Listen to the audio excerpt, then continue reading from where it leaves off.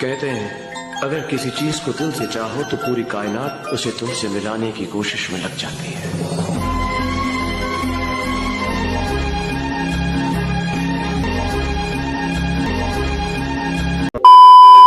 Hello guys, welcome to my Shayran blog. So guys, তোমরা তো thumbnail আর title দেখে বুঝতে পেরেছো আজকে আমরা কোথায় যাব।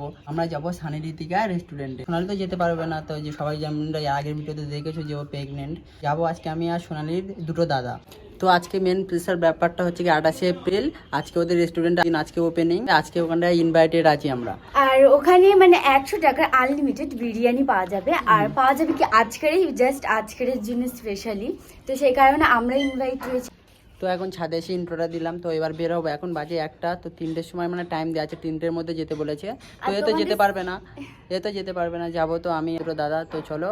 আর তোমরা সিনেমেটিক শটের দ্বারাই সব ভিডিওগুলো দেখবে। আর বাইরে তো প্রচুর গরম, সেরকমভাবে আর ট্রেনে যা ভিড় গাইস, সেরকমভাবে তো ভিডিও ভালো করে বোঝা যাবে না বা ভালো করে করা যাবে না। তাও যতটুকু পারবে রোহান ততটুকু তোমাদেরকে দেখানোর চেষ্টা করবো। তো চলো গাইস, একবারে বার হয়ে এরা দেখা করছে। তারপর বাড়ি থেকে বের হয়ে আমি অটোতে করে চলে এসেছি ঘুঁটিয়ারি শরীফ স্টেশনে। তো স্টেশনে আসার পরে সোনালির দুটো দাদা দাঁড়িয়েছিল, তো ওরা আসলো, ওদের সাথে কথাবার্তা বলে ট্রেনের জন্য ওয়েট করছিলাম। তো অনেকক্ষণ ট্রেনের জন্য ওয়েট করার পরে ফাইনালি ট্রেনটা আসলো। তো আমরা উঠছি ঘুঁটিয়ারি শরীফ স্টেশন থেকে। তো আমরা যাবো এখন গড়িয়া। তো ট্রেনের মধ্যে উঠে ট্রেনের মধ্যে কিছু সিনেম্যাটিক শট নিলাম। তো সবাই মিলে ট্রেনের মধ্যে গল্প করতে করতে পৌঁছে গেছি গড়িয়া স্টেশনে। তো গাইস, গড়িয়া স্টেশন থেকে নেমে আমরা হেঁটে যাচ্ছি। বলো, পুরো রাস্তা যায়? হ্যাঁ, তো এই সামনে এই রাস্তা থেকে একটুখানি, এটা আবান্তিপুর রোড। এটা এই রাস্তা থেকে একটুখানি গড়িয়া স্টেশন থেকে নেমে। দাদা হাই করবে তো ফার্স্ট টাইম? তাহলে এখান থেকে 3 মিনিট মতো।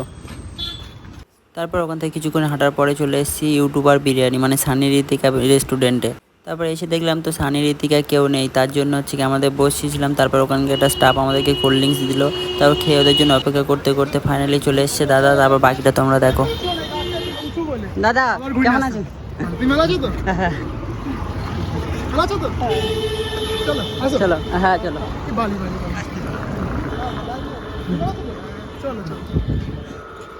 আর এদিকে ঋতিকা দিয়ে এসে মতো ফটো তোলা শুরু করে দিয়েছে। তো আমি তো অনেকটা এক্সাইটেড ছিলাম, তার জন্য কোনো কথা বলতে পারিনি, শুধু ফটো তুলেছি। তো ঋতিকা দি কী বলছে তোমরা সবাই শুনে নাও।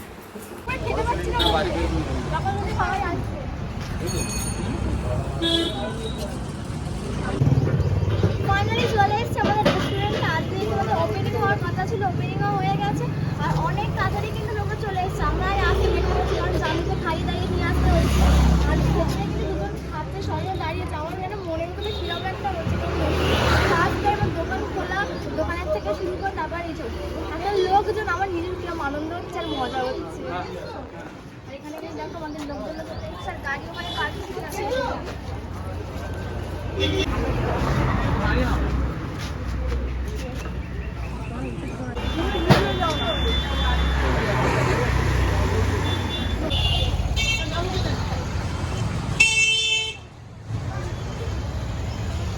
সো গাইস, অনেকক্ষণ অপেক্ষা করার পরে ফাইনালি সময় আসলো লাল পর্দাটা সরিয়ে ওপেনিং করার। তো দিদি পর্দাটা সরাচ্ছে, দেখো।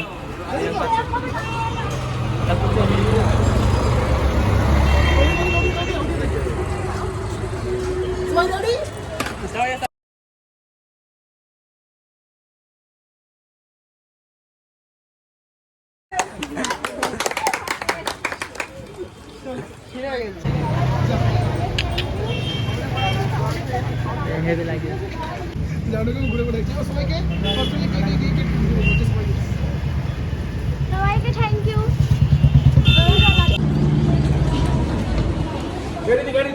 সো গাইস, তোমরা যেমনটা জানো যে সোনালি আসতে পারেনি, তো আমি সোনালির কাছে কল করে ঋতিকার দিকে কথা বলতে বললাম। আর ঋতিকা দি কী কথা বললো শোনো একবার। আচ্ছা, আসলে কেন তাহলে?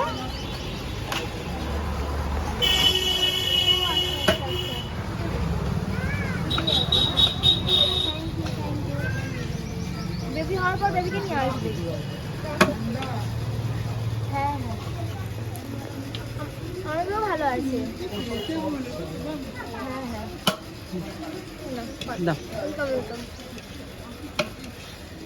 হ্যালো আঙ্কেল, ভালো আছেন তো? হ্যাঁ, সবাই আসলেন? তারপর দাদা দিদির সাথে কথা বলার পর ফাইনালি আমাদের খাবার দিল টেবিলে।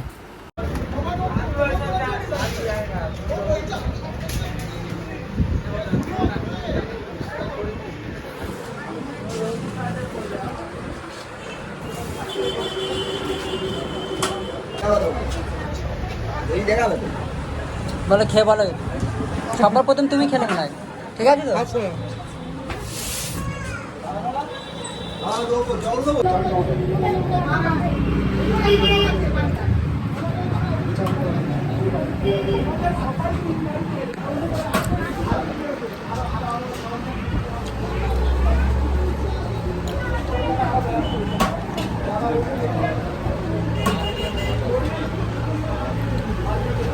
সত্যি কথা বলতে গাইস বিরিয়ানিটা জাস্ট ওয়াও ছিল, আর দাদির ব্যবহারটাও খুবই ভালো ছিল। তো খাওয়া দাওয়ার পরে অনেক দাদির সাথে গল্প করার পরে ফাইনালি আমাদের বাড়ি যাওয়ার সময় হয়ে গেছে। ভিডিওটা কেমন হয়েছে কমেন্ট করে জানাবে, ভালো লাগলে like comment share and subscribe. রিভিউটা দেবে ঠিক আছে ফোন থেকে ঠিক আছে টাটা।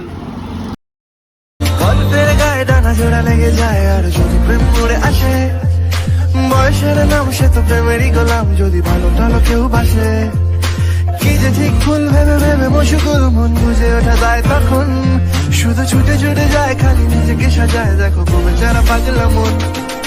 ঠিক ঠিক ঠিক ঠিক ঠিক যেন লাভ স্টোরি, ঠিক ঠিক ঠিক ঠিক ঠিক যেন লাভ স্টোরি।